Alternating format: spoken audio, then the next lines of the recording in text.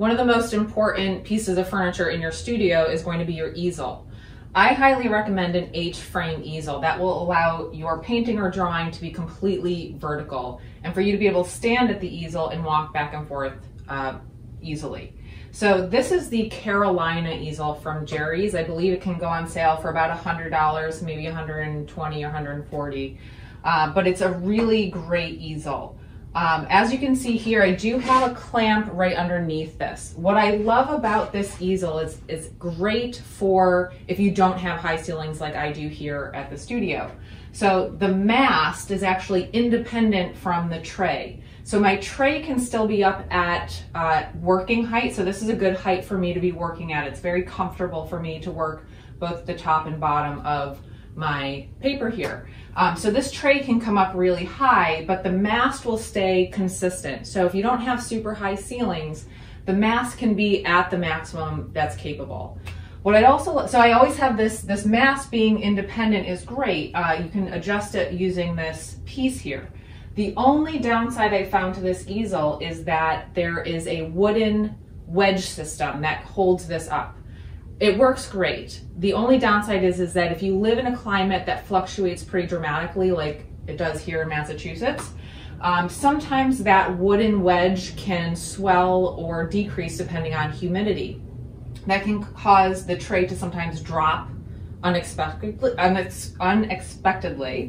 And so this cheap 99-cent clamp is a good way to just ensure. So you have to unclamp that, make the adjustment, and then reclamp it. That'll ensure that you're not going to scare yourself or ruin your painting. I also have another clamp up here. This is actually how I secure paintings or drawings to my easel. So that way it's just kind of easily movable. You could also do this, but I don't recommend clamping your actual painting because then you're gonna dent it.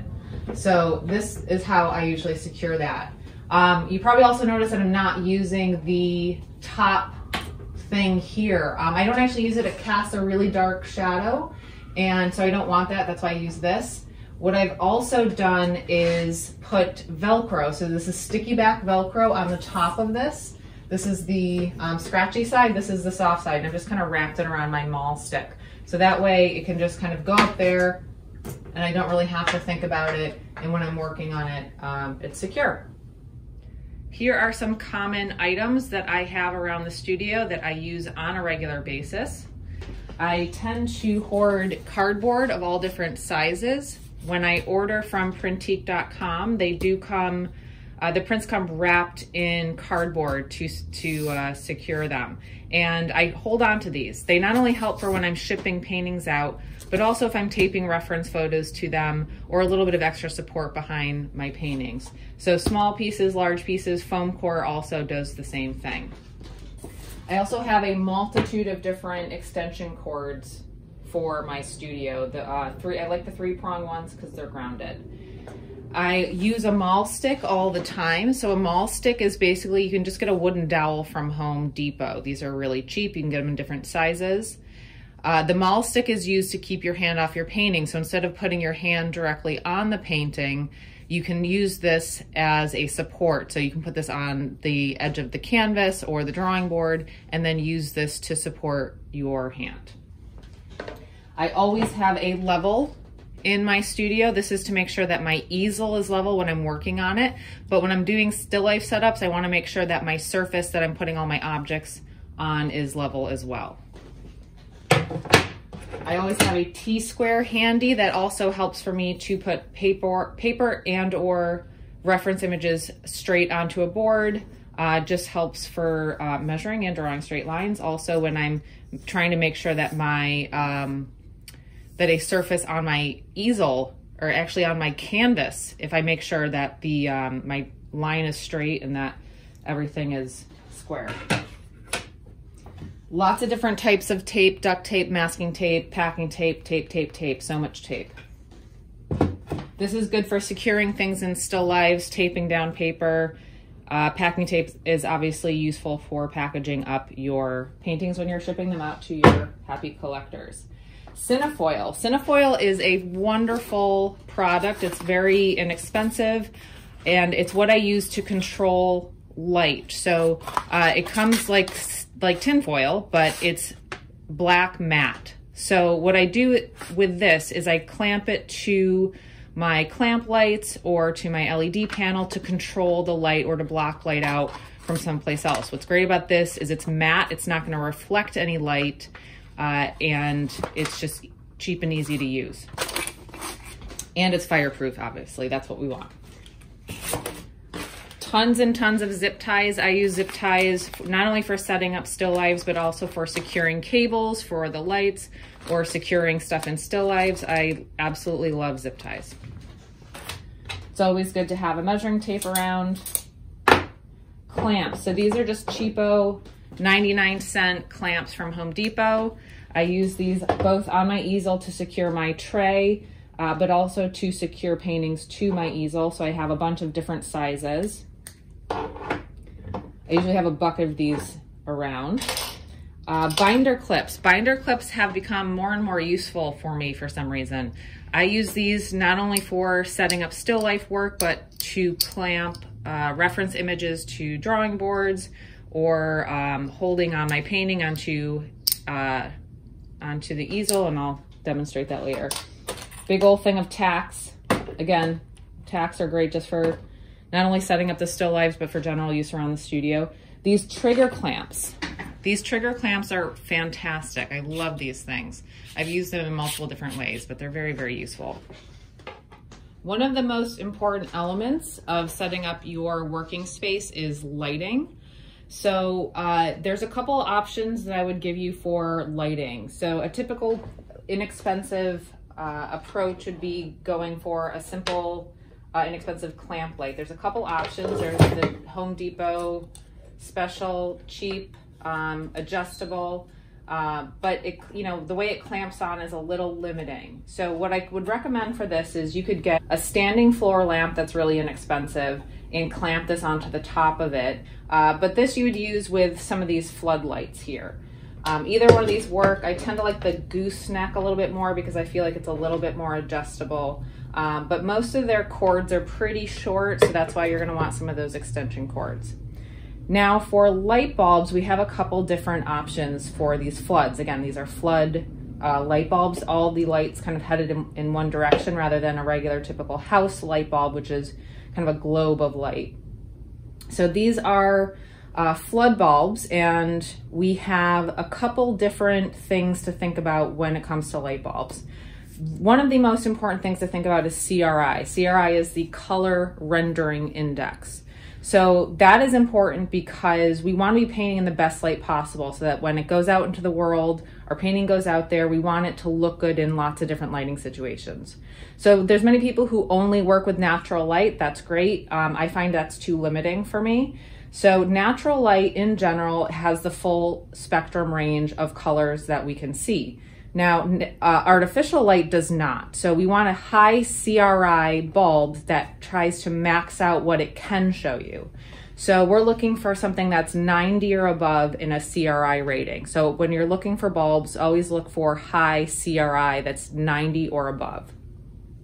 The other thing that you're going to want to consider with your light bulbs is color temperature. So we have the Kelvin scale. Kelvin is what rates the temperature. So natural daylight is about 6,000 Kelvin, and our typical home light bulbs are usually around 2,000 to 3,000. So the lower the number, the warmer it is, the higher number, the cooler it is. So here we have a couple of EcoSmart options from Home Depot. I believe this one is 5,000 Kelvin. So here you can see on the light bulb that it's 5,000 Kelvins. That means this is a very cold daylight bulb. So the name of the bulb, I believe, is daylight, whereas the very warm one is called soft white. So this one is 3,000 Kelvin. Okay, so warm 3,000, cold 5,000. So what I like is actually right in the middle. This brand is called Hypericon, and they have a light bulb that is, I believe, 4,000 Kelvin. So 4,000 Kelvin is kind of right in the middle. I like this because typically galleries, I think, tend to show more in the warmer spectrum. But if somebody's showing it in natural daylight, which is very cold, I feel like this is a good option to have kind of right in the middle. So again, this is the Hyperion 4000 Kelvin bulb. This is what I would recommend most. That's what I use most for the clamp lights. If you like more of that daylight feel, you might want to go with more of a colder light bulb. While I realize that most of you probably don't have exposed beams and high ceilings, I just wanted to show you the clamp lights in action with the Cinefoil.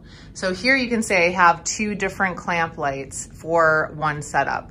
And the Cinefoil is allowing me to isolate this light for the setup and this light for my easel.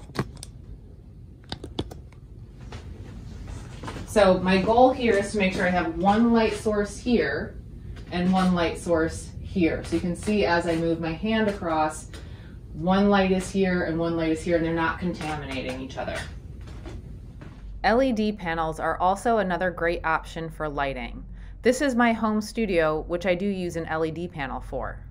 While I do have high ceilings here, I don't have the opportunity to clamp any of my lights to a beam. So what I've actually done is I've used this door that's directly across from the space to clamp my light to. I have this LED panel clamped to a square wooden dowel from Home Depot. You can also get a round diameter that will fit on there as well. I then have the cable zip tied to that dowel. That dowel is then screwed to and attached to just a larger flat piece of wood. And that piece of wood is actually clamped to this door. This is how I've gotten my light to be high enough that it's over my head to be coming from above. Not only is the LED panel adjustable in both brightness and color temperature, but it also is very high CRI. What I also like about it is because it's a wider panel, it gives a more even, wider distribution of light. And what's nice about that is it not only can evenly light my easel, reference image, and the canvas, but it will also light my palette. I also have a yoga mat placed in my walking pattern. So while I'll normally wear my boots at school because they're much more supportive and with a lot of cushion, when I'm working at home, working either barefoot or in socks or slippers, I need a little bit of extra support so that the balls of my feet don't hurt by the end of a long working day. Another thing to consider when it comes to lighting is to make sure that you have even lighting across your surface. You don't want to have a hot spot that's too bright or an area that's too dark on your surface or the image reference. So make sure you have even lighting. If you don't, it can lead to value inconsistencies across your painting. There are a couple things we can do to ensure safety around the studio. Because our oil paints and the oil in them dries by oxidation, which is a exothermic reaction, there's often times that we've heard about garages or art studios having a spontaneous combustion episode. That's because there are balled up rags that are compressed into a garbage can, left to oxidize, and it builds up heat. So this is why I recommend getting one of these oily waste cans. What's nice about it is when you step on the lever and then unstep on it, it closes the lid. That's going to keep any oxygen away from the oily rags, preventing them from oxidizing. What you can also do is take your oily rags, submerge them in water so that they can no longer access the oxygen. It's convenient to have table space around the studio, but you might not always want to take up floor space. Here I've created a Murphy table using some plywood, some large dowels from Home Depot, and some closet rod mounting brackets, as well as hinges to attach it to the windowsill. Pegboards are a great way to keep your studio organized. Not only can you store your paint here and have it be easy to find, but it also stores them cap side down. This ensures that the oil, any excess oil, will rise to the top. I also use the pegboard to store tools and other items, but also to set up backgrounds for different still lifes. You can easily create your own vertical cubbies to store your paintings in while they dry. So this one over here on the left was made with heavy duty cardboard and packing tape. I simply just taped this whole thing together, and it really is a great storage for smaller paintings while they dry, color studies, and things that will fit in those smaller spaces. It's very lightweight and very inexpensive. The one on the right here was made with plywood and foam core. I used L brackets to create slots for those pieces of foam core to fit in. So it's still relatively lightweight, but can serve a good purpose for my larger paintings.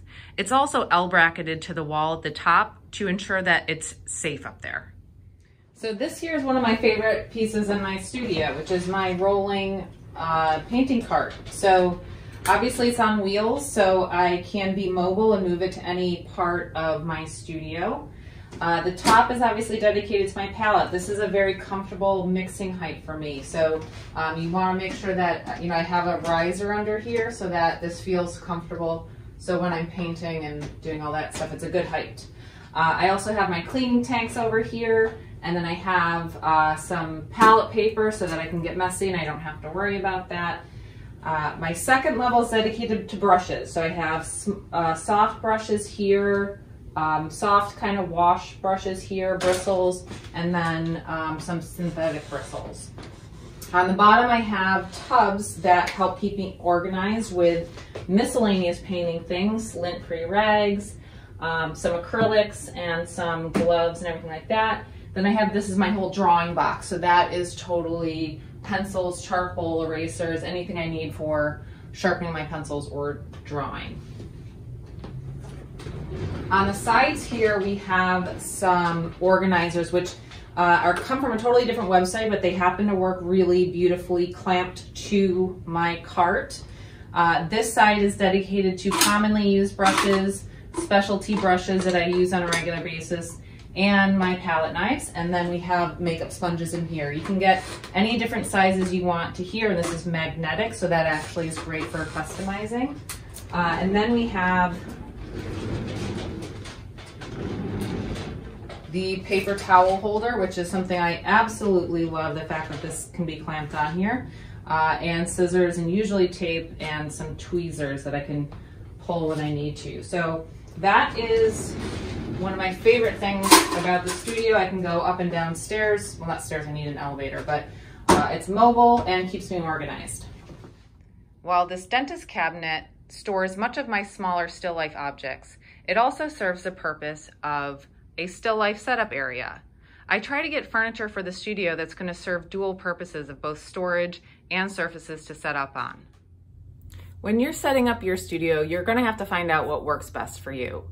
As a still life painter, I do need to have a lot of surfaces around the studio. However, I always keep an area open for when I'm working on more imaginative pieces that usually are larger, or portrait work where I'm going to need space for a model. I've tried to include links to most of the items I talked about in the description, but if you have any suggestions for things that you find handy around the studio or other tips or tricks, please leave those things in the comments. Thanks for watching.